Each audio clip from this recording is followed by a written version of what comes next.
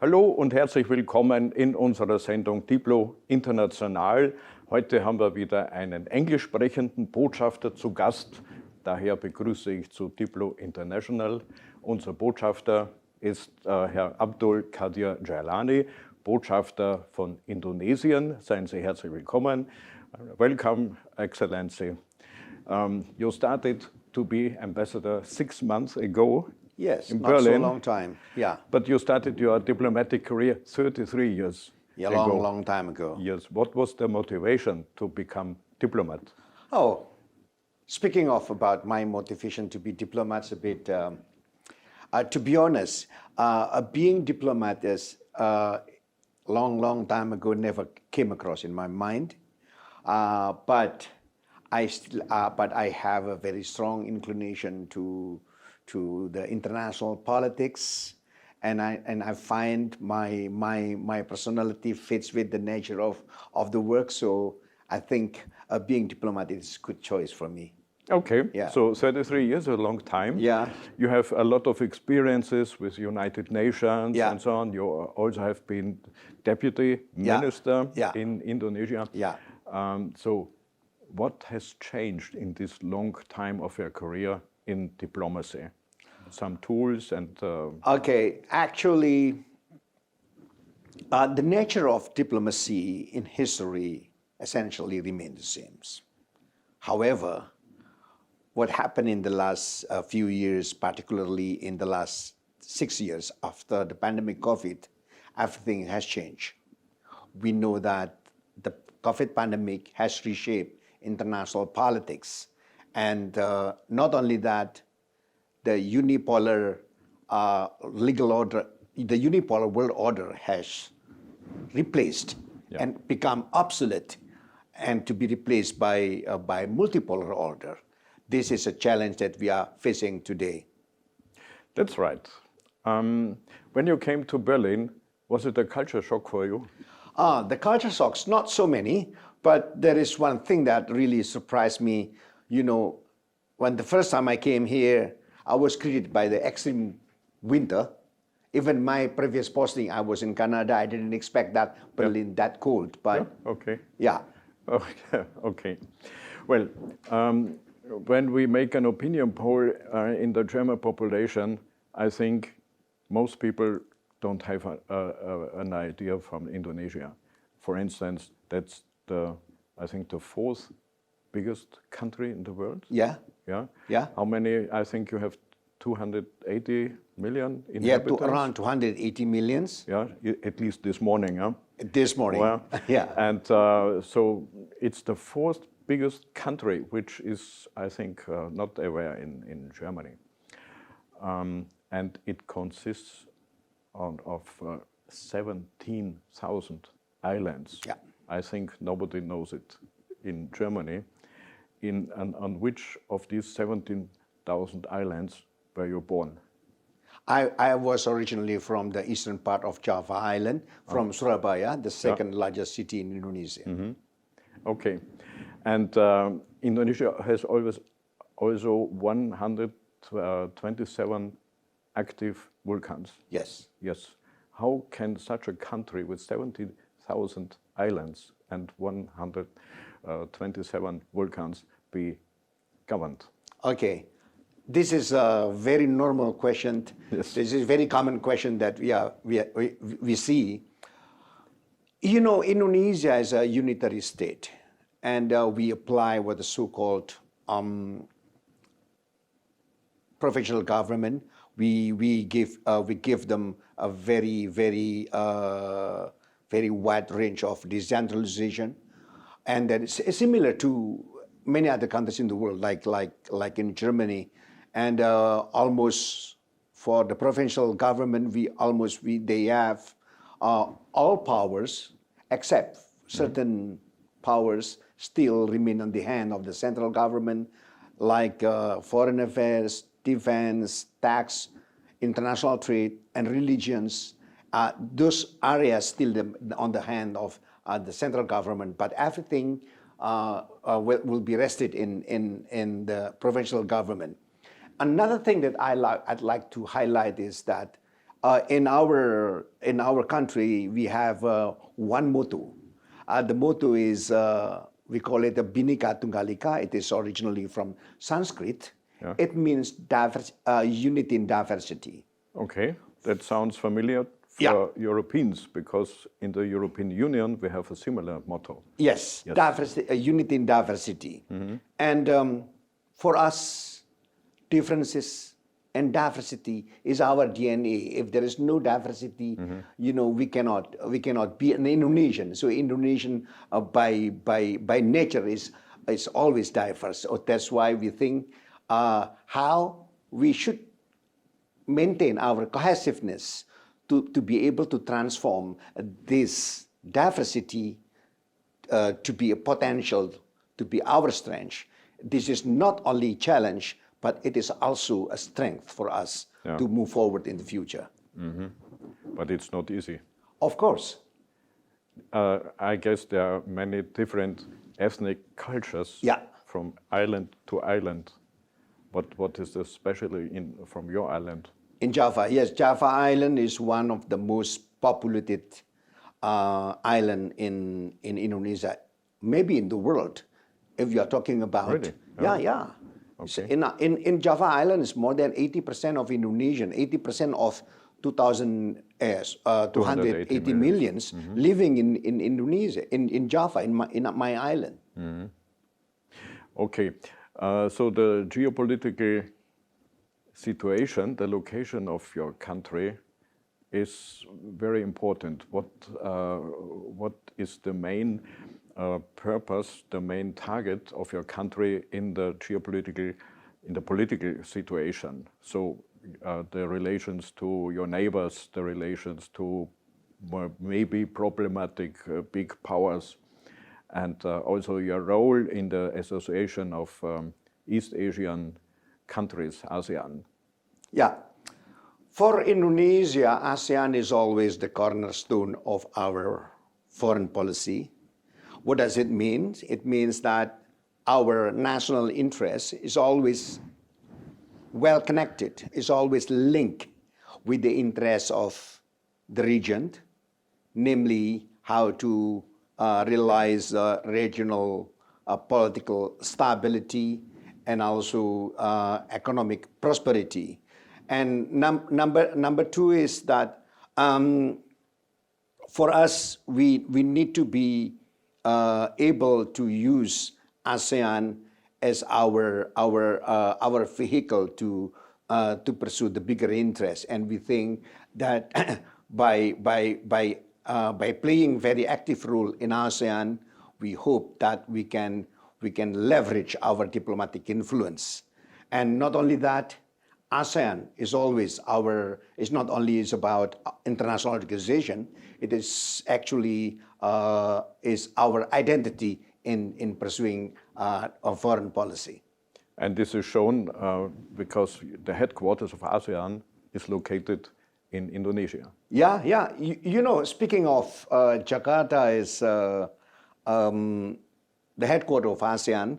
This is something that we should be proud of. It can be described at least from three perspectives: from the historical perspective, political perspective, and last but not least, from the legal perspective. From historical perspective, we know that in 1967, when the first time ASEAN was established, there was no any headquarters, there was no any secretariat, but it came into being when Indonesia became the chairman of the ASEAN in 1976. So it was established 9 years later. Yeah. So this is from the historical aspect, and from the political aspect, that the designation of Jakarta to be the headquarters of ASEAN or to be the capital of ASEAN is also shows and demonstrate the leading role of Indonesia and ASEAN. This is one fact that is very important. And as I told you, the last point is from the legal perspective. From legal perspective, Jakarta has been decided as the headquarters. It has been clearly reflected in ASEAN Charter itself. It says that Jakarta should be the headquarters of ASEAN. You mentioned the leading role of your country. That's what I wanted to ask you. Yeah. You are in the lead as a big country. And as the center of ASEAN. Yeah. So you are confronted with many contradictions within the ASEAN, I guess. Yeah. How do you handle it? Okay. There is one thing that I would like to say that. In this regard, I just want to refer to a book written by Kishore Mahbubani, one of the Singaporean diplomats, on his book titled ASEAN Miracle. In that book, he argued that ASEAN actually deserved to be nominated as a winner of a Nobel Prize. Why he is argue in that way? Because he thinks that ASEAN is one of the regional organizations who's very successful to maintain the peace and security in the region. I just want to tell you, despite there are so many dynamics among themselves, there are many territorial dispute or differences between ASEAN members. But I could say that in the last few decades, Southeast Asia has been one of the most stable regions in the world. This is a fact of life that we need to acknowledge, and this is due to your leadership. Of course, not only Indonesia, all ASEAN countries has a strong commitment to this ASEAN principle, particularly dialogue and cooperation. So we think that our success story is due to of our hard work. Do you think that more countries will join the ASEAN? Sorry? Are there any other countries? Of course. Join? There is, it has been enlarged by incorporating Timor-Leste as one of the new member of ASEAN. So next year there is an anniversary, 60 years of establishment of ASEAN. ASEAN, yes, yeah. So when it was started, Yeah. And what we are planning to celebrate the anniversary?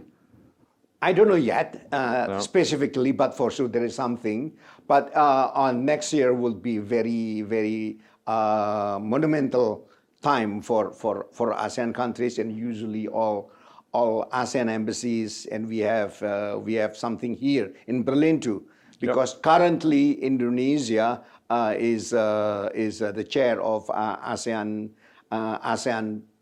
in Berlin committee. Annually? Yes. For 1 year? For 6 months. For 6 months. And maybe within a few weeks, Malaysia will replace us. Okay. Yeah. Okay. What is Malaysia airing from your presidency? Yeah. Many problems? No. There is no problem in Berlin. But now, of course, but presidency in ASEAN itself will be still the Philippines. I see. The Philippines. Yeah. I'm talking about ASEAN Berlin Committee in Berlin. And you're meeting among the ambassadors? Yes, monthly? We met among ASEAN ambassadors regularly. Yeah, for a lunch, dinner, or whatever. Lunch or dinner. And, sometimes we are planning also to convene or to organize a gathering among ASEAN nationals here, not so big. And you're talking about German politics or about? No. Mostly we are talking about what we can do together in Germany, and also how to strengthen people-to-people engagement, particularly among ASEAN nationals. Recently, I was guest in the reception of the Philippines in Berlin, and at the end there was such heart-touching photo with the ambassador of ASEAN all together. Like this? Yes, it was a wonderful picture. Yeah, we call it ASEAN Way pictures. Yes, okay. Okay. Another question. I think most Germans are not aware that Indonesia is the biggest Muslim country, the country with the biggest Muslim population. What role does Indonesia play in the Muslim world? Indonesia is one of the largest Muslim countries, And for us, it is something that we should also represent as the Muslim community. And we are also a member of OIC, and for that reason, Indonesia has a very commitment to many agenda among the OIC countries, particularly on the Palestine issues and other issues related with the developing countries, which is mostly Islamic countries. So you have headache when you see the problems in other Muslim countries? Of course, many dynamics and problems now lies in the southern part of this planet, many developing countries. This is one of the challenges. And of course, Indonesia, with our principle, we are always independent and active to pursue our foreign policy, and we will do our best to work together with the Global South, how to represent the interests of the Global South countries. Okay. Let's have a glance on the economic situation. What is the best what you can export? From Indonesia to Europe, maybe. Okay, there are many things that we can export, and there is one fact that I really want to draw your attention is the fact that Indonesia and European Union has concluded the negotiation on Indonesia-European Union Comprehensive Economic Partnership. Yep. It is a kind of a free trade agreement. This is a very big development, and hopefully this agreement can be signed in the very near future and can be ratified early next year. This is our So the very near ambition. future is next year, you think? Sorry? The very near future should next be year. next year. Yeah. Hopefully it can be signed this year, but it will be ratified, and agreement sometimes need to be ratified by European Parliament for EU and our Parliament for Indonesia, and hopefully it can be done. It can be it can enter into force next year. By having that, we do hope that Indonesia and European Union will be more integrated economically. It is a game changer, I would say, because it will open Indonesia as one of the biggest market for Europe's and vice versa. And the good thing is in this agreement is it also provides some chapters. Specifically, it's about, let's say, like an automotive chapter, and by which I believe European countries can export more cars to Indonesia, and I believe Germany can play a greater role, as we know that Germany is the strongest car industries, or automotive industry. I think Germany needs it. I guess so. Yeah. So don't you think that the Chinese will be quicker?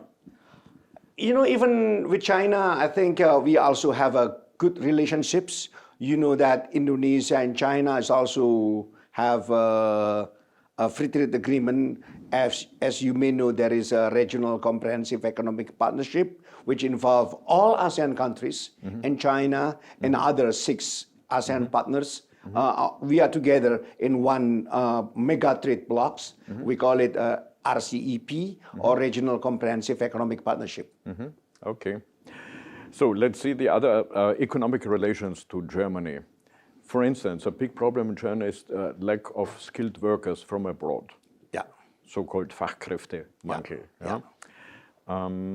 Is Indonesia a source of skilled workers? Yes, of course. Now we export our labor to many countries, and now we are aiming at to increase the number of the volume of our labor going to other countries, particularly to Europe's. And we see that Germany is one of the potential destination for our skilled worker, and we are working on this. But I know there are some challenges for us. The greatest challenges might be, language problems. Language and bureaucracy?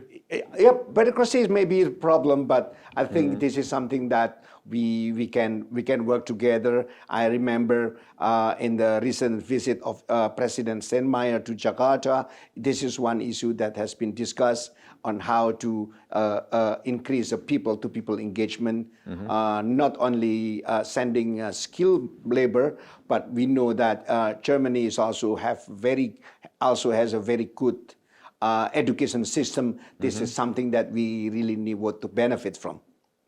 The president's visit to Indonesia, did the visit change something? Of course, I believe that. At least the visit will signify the close relationship between the two countries, and I hope it will be followed by more high-level engagement between the two countries. For instance? Maybe. Can you give us an idea? Yeah, maybe there is another visit from our president to Germany in the future. This is something that we are expecting. Okay, I think it's the highlight of the current bilateral relations. Yeah. Yeah. So, are there any problems that? I don't see. Speaking of bilateral relation between the two countries, I don't see any big problem between Indonesia and Germany. And then what I can tell. So you can be relaxed as an ambassador. No, I'm not saying I can't be relaxed here. Okay. I'm so busy to have many responsibility to leverage the bilateral relation between the two countries, because we think that the bilateral relation between the two countries has been so good so far. But I personally think that there is some areas that can be improved. And there are still many great potential that need to be leveraged. So I think it is our responsibility to work together to give us one example. One example is, Indonesia is one of the largest nickel producers. Yeah. We are rich of raw materials, and we need investment and technology. And in this area, I believe maybe German companies can play a role, and number two is on renewable energy and development of energy infrastructure. We need investment. We need technology. Let's hope that this talk show is seen by the right decision makers. Okay. Yeah. Okay. One question to the Indonesian community in Germany. Do you know how many people living here? It's around 30. What are they doing? We don't have a very precise and accurate figure for how many Indonesians living in some with the Germany. German passport, Indonesian origin. But mostly I can safely say that there are around 32,000 of Indonesians living in Germany. Okay. I would say this is one of the largest Indonesian community in Europe. In Europe, yeah? Yeah. Okay. It's even larger than our community in Netherlands. Okay. Yeah. So Netherlands is also very strong, yeah? Yeah, very strong. Yeah, we have historical ties with them. Therefore. Yeah. Of course, yeah. And what are they doing here? Are they students or are they? Mostly Indonesians living here are student and professional. We have many engineers, doctors, and everything, and mostly they are skilled labor or students. So we are in the right track, I think, in promoting bilateral relations through people-to-people contact. So we think they are really good representation of Indonesia and Germany. Okay. Yeah. When you came to Berlin, you entered a very new embassy. Yeah. The building is completely new. You are the very first ambassador in this building. Yeah. How do you like it? Tell us the truth.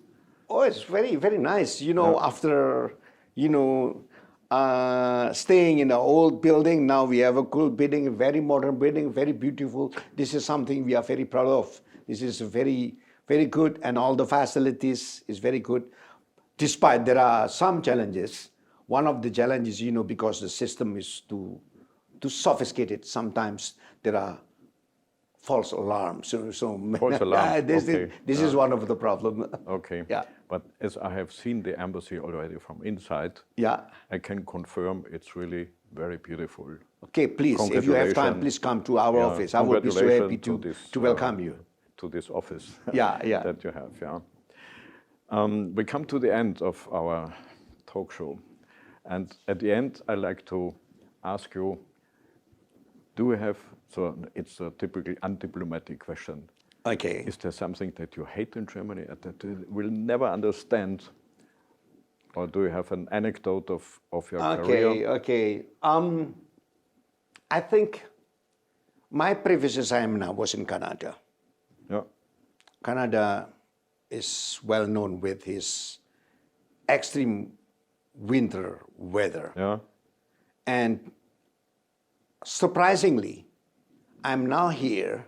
I'm greeted by a very extreme winter weather, and also with extreme hot weather Also in the hot, last few weeks. yes. This is something that really surprised me. And 2 weeks ago, I just come back from Jakarta.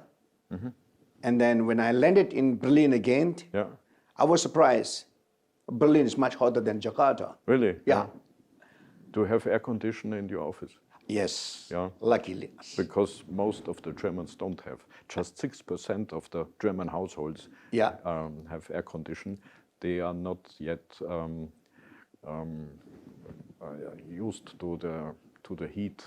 Yeah. So I think this business will grow. Yeah.